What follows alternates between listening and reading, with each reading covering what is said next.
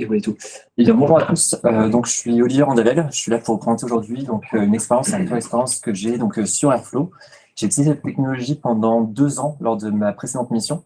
Donc, c'est une mission que j'ai faite dans un acteur de la santé. Donc, vous le verrez juste après, rapidement. Et donc, en fait, mon retour d'expérience que je vais avoir, c'est vraiment vous donner des billes sur l'orchestrateur, qu'est-ce que c'est aujourd'hui, qu'est-ce qu'on a qui est à disposition sur le marché, et vraiment bien choisir suivant vos business cases. Vraiment comprendre vraiment votre besoin métier et derrière de pouvoir l'implémenter suivant les compétences que vous avez en interne dans votre entreprise et aussi un petit retour d'expérience sur une feature que j'aime bien sur Airflow.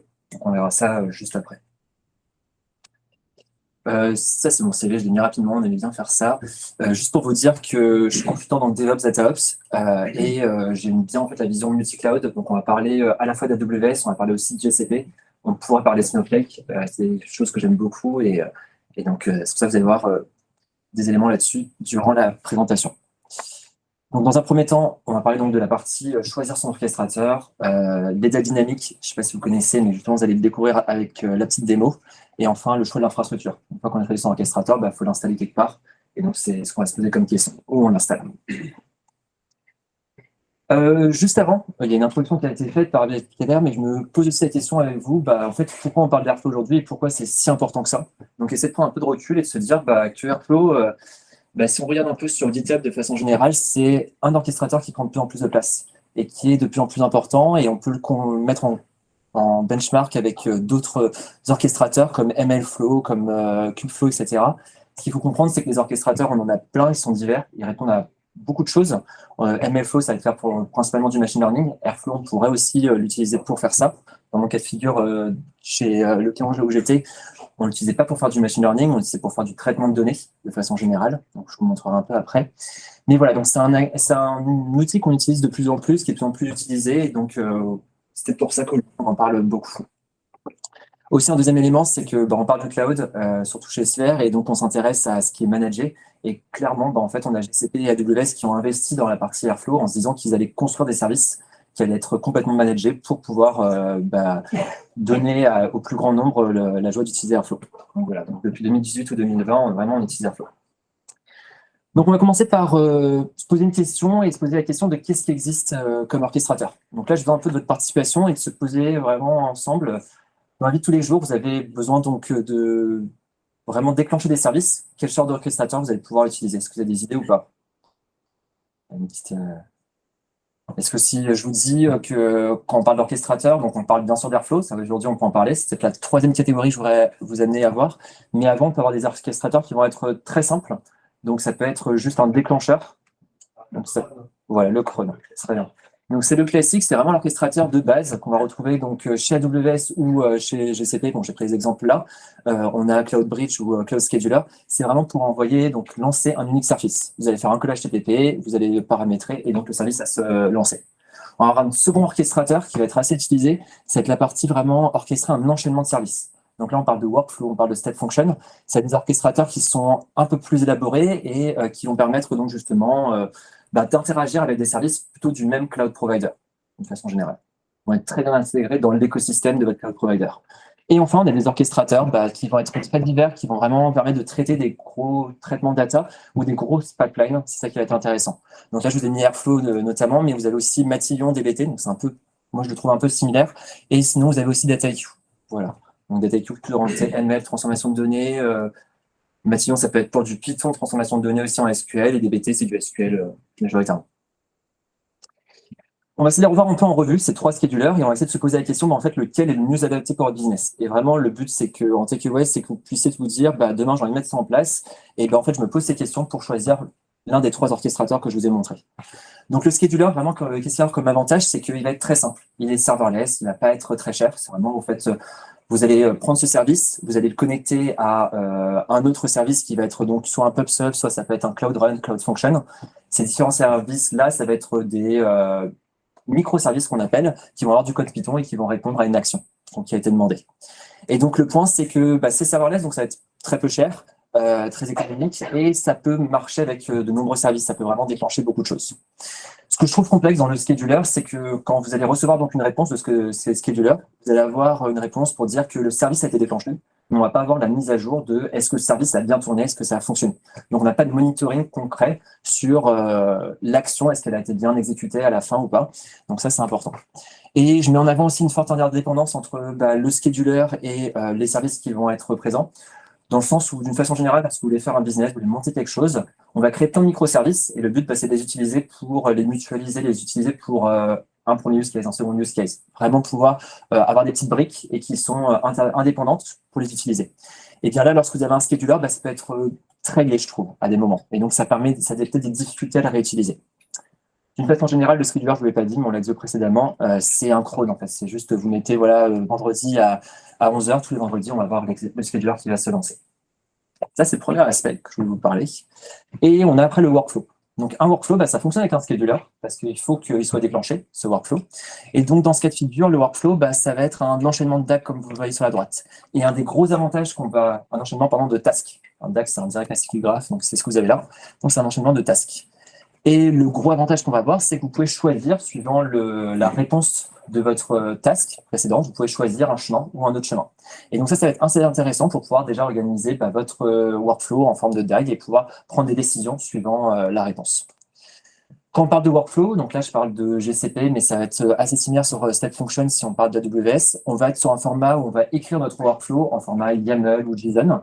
Et donc, ça va aller vers un désavantage qui va être assez important pour moi, c'est qu'on va avoir une difficulté qui va être rédactionnelle. C'est-à-dire que c'est un peu plus compliqué que pour moi faire du Python. Et aussi, lorsque vous avez un workflow qui va être assez long, moi je sais que chez mon client actuellement, on arrive à des workflows qui vont faire plusieurs centaines de lignes et on arrive vers le millier. Et en fait, au bout du compte, on va arriver à une lisibilité et une explicabilité qui va être plus compliquée, qui va être vraiment réduite. Et donc ça, pour pouvoir faire une évolution, pouvoir vraiment avancer sur l'élaboration de ce workflow, ça peut être plus compliqué. Ce que je vous dire aussi sur le workflow, c'est qu'il va déclencher des microservices par l'intermédiaire de call HTTP. Donc voilà, ça c'est la fonctionnalité. Il va fonctionner avec, encore une fois, Cloud Run, Cloud Function et tout autre service qui va récupérer des calls API. Et comme aussi désavantage que je vois, c'est par rapport au testing. Ça, c'est un élément aussi, on va le mettre en comparaison d'Airflow aujourd'hui. C'est lorsque vous avez un workflow, s'il fait plusieurs étapes, comme vous le voyez ici, si je veux déclencher que par exemple la partie vidéo recognition, parce que je vais en faire un test dessus, ou que cette partie-là est cassée, et en principe, normalement, un workflow, vous allez le lancer depuis le début, systématiquement. Si vous voulez vraiment déclencher cette partie-là, il va falloir développer cette technologie, cette façon de faire, c'est-à-dire vous pouvez mettre un input et dire je lance le step 4, mais par contre, c'est à vous de le développer dans le YAML. Donc, on arrive à ce problème-là qui est difficulté rédactionnelle et le fait que ça devenir compliqué à gérer, d'avoir tous ces différents cas possibles dans votre workflow. Et donc, c'est là où on arrive à l'orchestrateur, qui est donc Airflow aujourd'hui, dont on va parler. Et l'orchestrateur en lui-même, c'est vraiment un outil qui va permettre donc de visualiser, en fait, de monitorer et de comprendre l'ensemble des données qui sont contenues dans votre Airflow en général, donc c'est-à-dire au sein de votre entreprise. Et donc, ce qui va être intéressant, c'est qu'on peut monitorer ces tags, c'est-à-dire qu'on va pouvoir voir clairement là où il y a une erreur qui s'est produite et pouvoir derrière investiguer de façon plus importante et directement lorsque vous avez, là vous avez l'image d'un tag, on va voir les différentes tasks qui sont reliées par des chaînes, par des liens. Et donc, en fait, on va pouvoir voir des couleurs, etc. Donc ça va être très intéressant lorsque on va voir quelque chose où on peut monitorer de façon plus assidue, plus micro. Ce qui va être aussi intéressant dans Airflow et ce qu'on va voir par la suite, c'est par rapport au côté par la suite, on va voir donc c'est par rapport au côté dynamique des DAG. Donc ça, on le verra dans une petite démonstration, c'est quelque chose que j'aime bien. Et aussi point de vue de l'infrastructure. On n'est pas obligé de s'embêter à avoir une infrastructure à manager, avoir besoin de DevOps, on le verra. C'est quelque chose qui est totalement personnalisable. On peut notamment faire quelque chose de managé. Ce que je veux rajouter, c'est qu'on est sur quelque chose de cloud agnostique. Donc vraiment, on peut l'installer et sur tout type d'environnement. Et on peut à la fois travailler sur AWS et aussi sur GCP et en même temps. C'est pas un problème. Donc ça, c'est vraiment dans le cadre d'un client qui est multi-cloud, c'est quelque chose de assez sympa. Cloud agnostic, no vendor locking, c'est assez connecté. C'est quelque chose que demandaient énormément les clients. Ça, quand j'étais en consulting précédemment, on avait besoin justement, à chaque fois qu'on choisissait un outil, c'était de se dire no vendor locking, c'est-à-dire qu'on peut le migrer n'importe où de très facilement. Demain, on a un service qui devient beaucoup plus cher, et on peut migrer sans problème. Là, c'est le cas pour Airflow. Bon, il n'y a pas de service plus cher parce que c'est open source, mais voilà, c'est un super avantage là-dessus, sur ce point-là. On peut aussi, un dernier avantage, relancer facilement une étape. Je vous l'ai dit juste avant sur le problème du workflow, on ne pouvait pas relancer l'étape. Là, vous êtes en période où vous voulez tester, vous voulez développer quelque chose de nouveau, eh bien, vous pouvez lancer juste la task et voir vraiment le résultat. Et donc ça, c'est super pratique. Donc là, vous avez pas mal d'éléments sur l'orchestrateur. Et on va... Ah, on ne voit pas ça. Je vais enlever. Parce que c'est mieux. Bon, c'est de choisir votre orchestrateur et de vous poser la question donc quel orchestrateur vous avez besoin. Et donc pour ça, il va falloir vous poser des questions. Donc ça, c'est un petit AQA que vous avez, que je vous donne. C'est que la question à se poser, c'est est-ce que je veux orchestrer des services ou je veux faire un traitement data ETL, ELT, donc plus lourd, plus complexe. Si vous avez des services, est-ce que vous en avez qu'un seul, un unique service? Et dans ce cas-là, c'est assez simple. Vous allez partir sur le scheduler. Si par contre vous avez plusieurs microservices à orchestrer, là, on va plutôt partir sur le workflow. Enfin, si on a un traitement data qui est plus gros, plus important, que dès que vous avez envie de dessiner en fait un DAG, vraiment avoir des connexions entre des tasks, là clairement vous ne posez pas pour moi trop la question, vous allez vers un orchestrateur comme Airflow, parce que très vite, pour un retour d'expérience sur le workflow, vraiment cette dynamique où on voit les DAG sur Airflow avec les différentes tasks, c'est très visuel, c'est très sympa. Si vous voyez dans Workflow au niveau de GCP, direct c'est quelque chose qui est beaucoup plus, je peux dire imbuvable, mais ouais, je l'ai dit, donc compliqué. Ok, donc on va passer à la deuxième partie. Maintenant qu'on sait quel orchestrateur il faut choisir, je vais vous faire un petit retour d'expérience par rapport à l'orchestrateur que nous, on a choisi lors de la précédente mission. Et cet orchestrateur, c'est Airflow, justement. Et par rapport à cet orchestrateur, l'objectif, ça a été vraiment de faire en sorte que côté DevOps, on ait le moins de choses à faire lorsqu'il y avait une nouvelle implémentation de DAG. Donc en fait, on avait un DAG qui était assez générique. Il faisait donc il gérait de l'anonymisation à la fois, du déplacement de données, et en fait, il faisait de l'anonymisation sur des tables spécifiques. Et donc le but, c'est qu'il allait faire en sorte aussi, ce DAG, de donner accès à ces tables-là, une fois qu'elles étaient anonymisées, à des individus. Donc concrètement, on avait différents use cases qui étaient développés au sein de la société, et il fallait que ces use cases, les personnes en définitif, aient accès aux données anonymisées. Et donc, ça veut dire que derrière, on va construire pour chaque use case un DAG. Et donc, cette construction, on va y répondre par l'intermédiaire du DAG dynamique. Ça veut dire que, je vous ai mis en lien, donc justement, mon GitHub, où vous allez pouvoir retrouver comment on le fait. Bon, c'est assez documenté, je pense, sur Internet, donc c'est pas si incroyable que ça, mais c'est intéressant. Et le point, c'est que on va faire en sorte donc, de favoriser l'autonomie de ces équipes. Donc, nous, c'est des data analysts, en fait, qui allaient construire les DAG pour les data scientists. Et donc, ils allaient pouvoir créer les DAG de façon dynamique grâce à la base de données qui va être rentrée ici.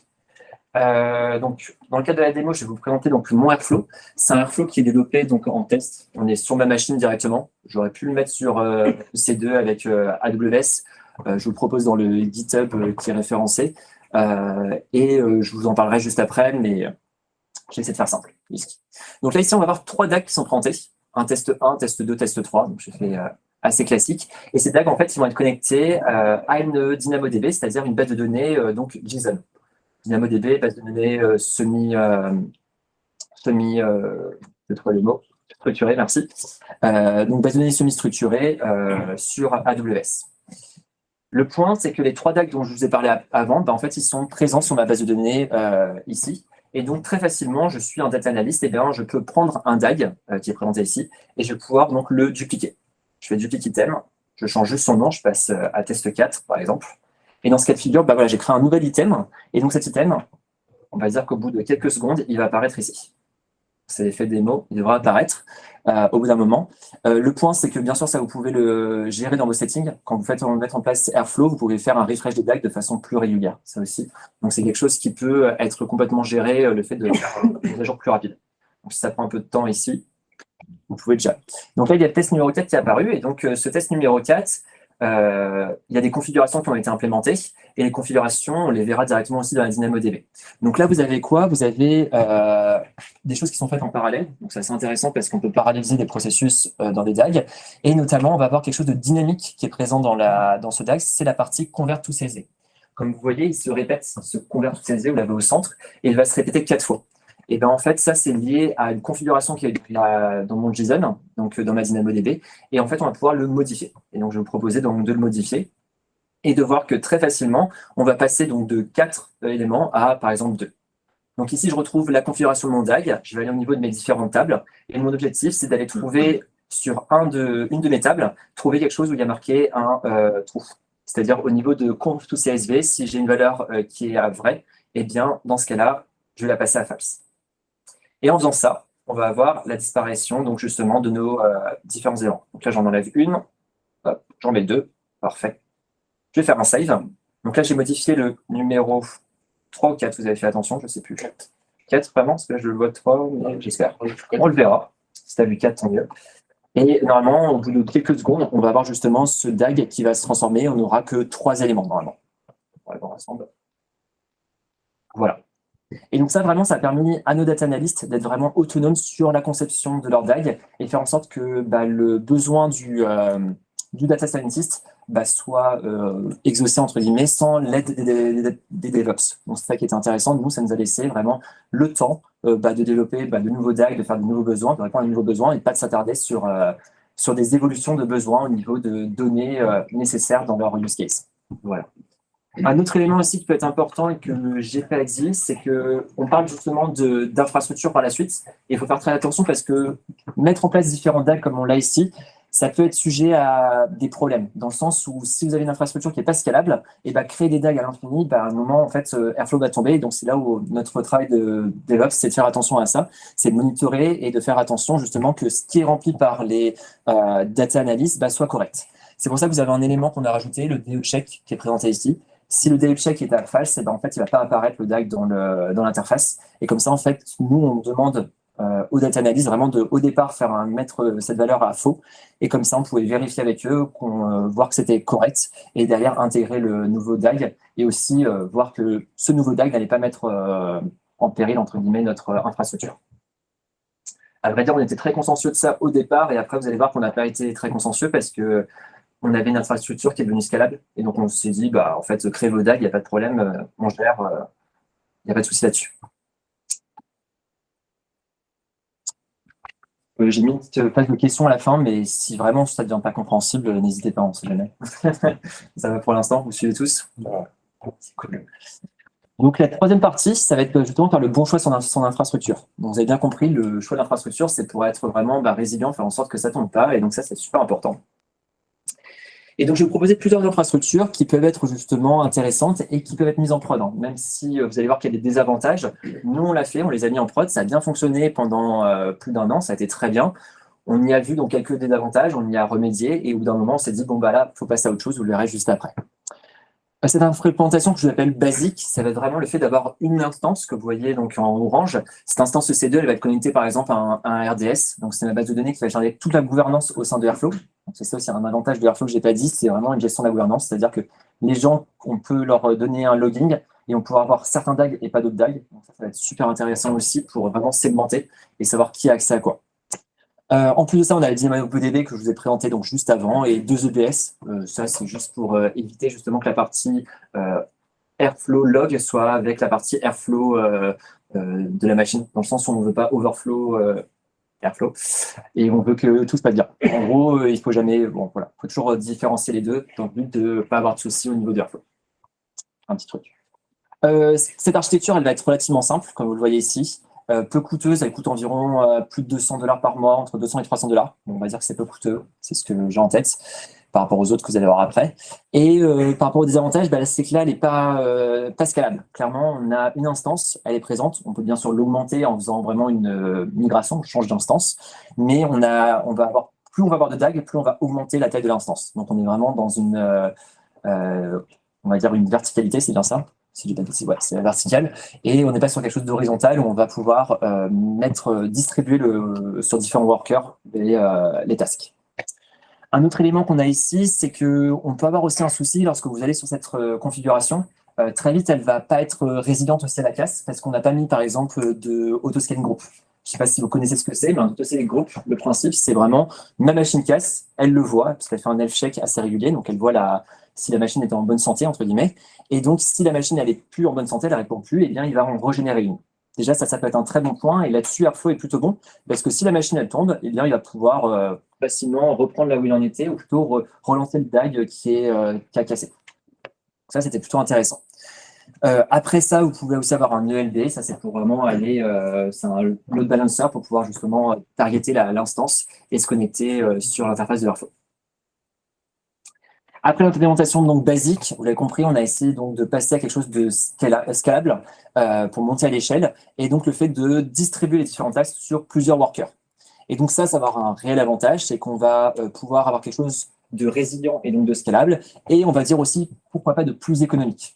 Donc on a l'impression que normalement, vu qu'on a plusieurs instances, on va peut-être être moins économique, mais comme on va mutualiser les ressources, on va utiliser un cluster qui est déjà utilisé par d'autres services, et ben dans ce cas de figure, ça devient peut-être plus économique parce que vous allez utiliser des capacités que vous n'avez pas utilisées, donc qui étaient disponibles sur vos instances.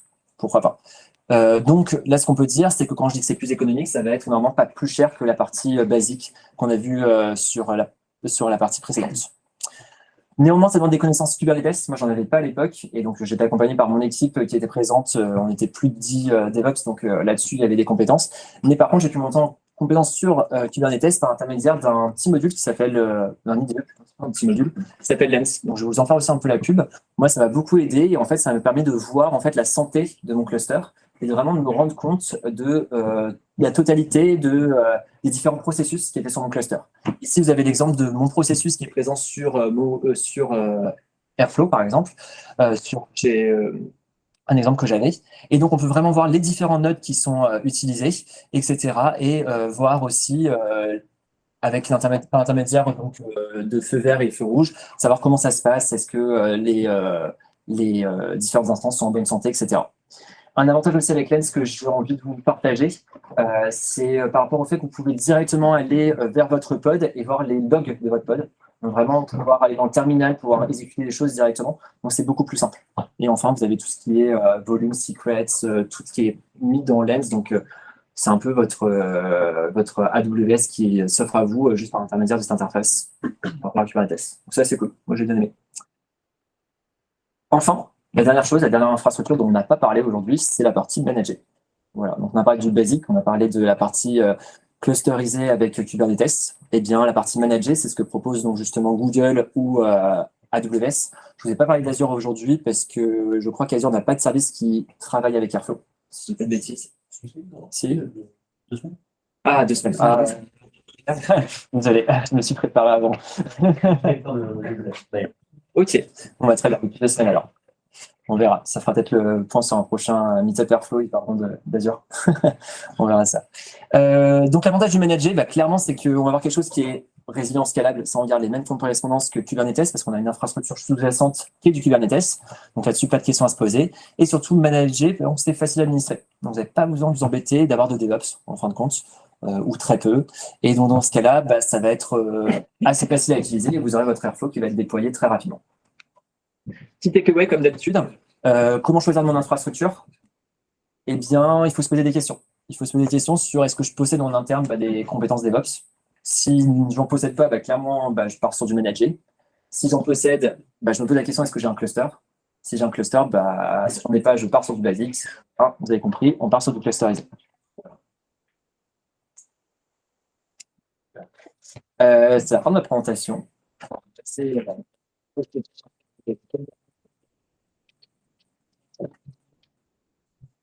Est-ce que vous avez des questions par hasard? Yes.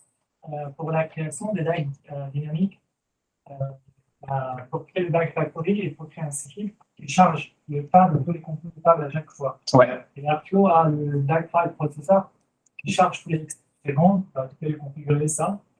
Mais j'ai vu que les latents sont pour l'instruction de data dans DynamoDB et les DAG récentes. C'est-à-dire que tu charges le table tous les secondes, et après, à chaque exécution de chaque task, tu charges tous les contenus des tables pour construire le DAG. Ouais, c'est systématique, il charge tout le temps les choses et il le met tout le temps à jour. Donc, il y a énormément d'appels qui sont faits aussi sur ta DynamoDB.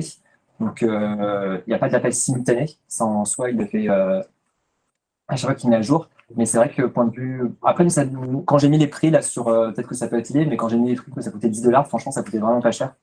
Donc, je sais pas si c'est ça ta question, c'est de savoir si. La question, pourquoi vous avez parti vers DynamoDB au lieu de fichier, qui est beaucoup moins cher et plus rapide? Alors, l'avantage de DynamoDB, c'est qu'elle est disponible pour les utilisateurs. Donc, nous, on avait des data analysts qui allaient directement dedans et qui pouvaient la mettre à jour. Un fichier, en fait, on a le problème de concurrence aussi d'accès. Et donc, s'il y a plusieurs personnes qui le modifient en même temps, le fichier peut être corrompu, peut avoir un problème. Ça aussi, ça nous intéresse et on voulait éviter ça. Donc, c'est vraiment l'avantage d'une base de données, en fait. Et c'est un des DAG clés à prendre, la technique de DAG. Et il n'y a pas de versionning aussi. Et on peut fidéliser. Alors, le versionning par rapport à ta base de données, tu peux le mettre en place. Donc ça, on peut mettre un snapshot, ça on l'a mis en place pour faire en sorte que on ne perd pas les différentes versions qui étaient disponibles. Et après, point de vue d'un DAG qui fait, est-ce que ça va entraîner le reste? En fait, nous, c'est une configuration d'un DAG qui était erronée. On a mis en place des try except pour justement éviter que toute la package faille. Donc s'il y a une mauvaise configuration qui a été faite par un utilisateur, malgré la sécurité qu'on a mis, la pseudo-sécurité, eh bien, on avait aussi cette chose qui était faite. Ouais, Combien de DAG vous avez créé avec avec ce composant, en tout, on avait plus de 50 DAG qui étaient présents sur la plateforme. Et là-dessus, on avait combien de use cases en prod? Je pense une bonne trentaine. Ouais. Donc ça, c'est une très bonne question. Vas-y. Non, par rapport au cas où, par exemple, on a créé un DAG avec le morceau dynamique, Ouais. et après, on supprime le DAG depuis, enfin, on supprime la ligne depuis DynamoDB. Ouais. Dans ce cas-là, on perd tout l'historique d'exécution. Comment on récupère? Parce que le DAG va se disparaître.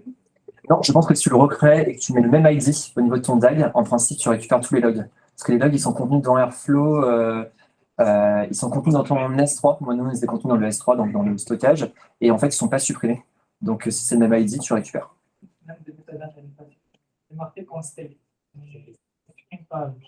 Voilà, il va juste pas le mettre dans la liste des DAG. En fait, c'est le DAG bag qui va se réduire, qui va avoir un élément en moins. Mais sinon, les logs, tu vas quand même les garder. Il faut penser à les supprimer parce que ça ne sert pas à grand-chose de les garder éternellement. Yes. Comment vous gérez la gestion des schedulers par rapport à la demande et tout ça? Vous en mettez 1, 2, 3, 10. Comment vous gérez ça?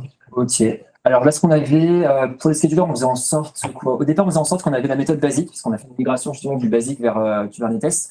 On faisait en sorte de ne pas avoir trop de DAG qui étaient simultanés, parce que derrière, ça va utiliser des ressources. Donc ça, on faisait attention, on faisait quoi? On faisait un Excel tout basique, nul.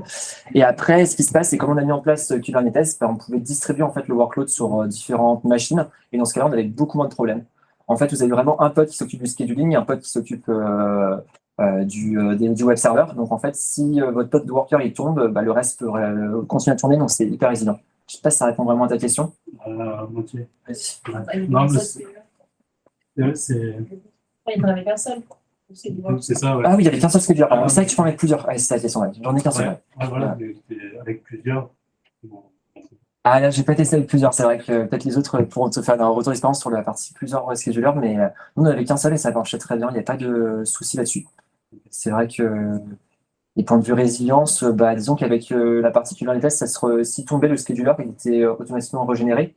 Et là-dessus, Airflow, c'est plutôt bien fait parce qu'il met dans son interface le scheduler est down. Et dans ce cas-là, dès que le scheduler revient, il relance la chose. Donc c'est plutôt bien fait. Ok. C'est top. J'ai une question, moi, du coup.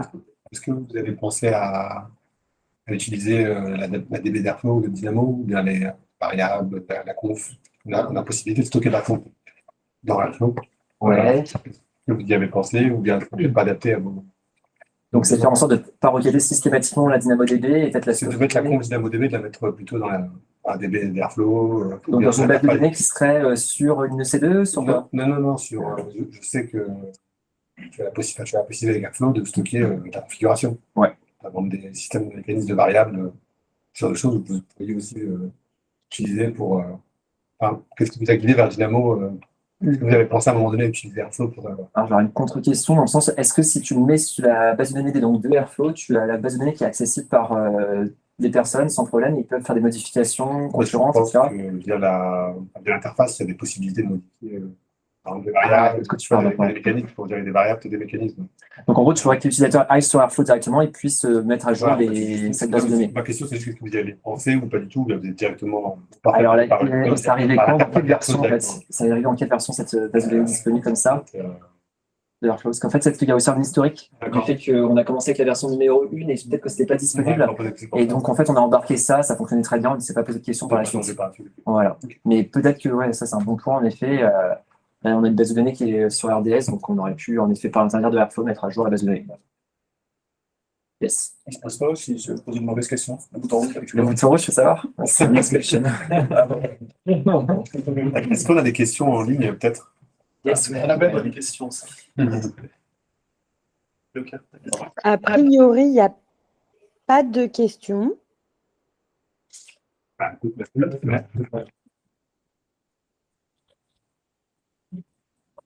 Quelques ouais sur Airbnb quand même. C'est grâce à eux qu'on a Airflow aujourd'hui depuis 2015. Donc, les remercier parce qu'ils l'ont mis en open source. Voilà. C'est pour ça que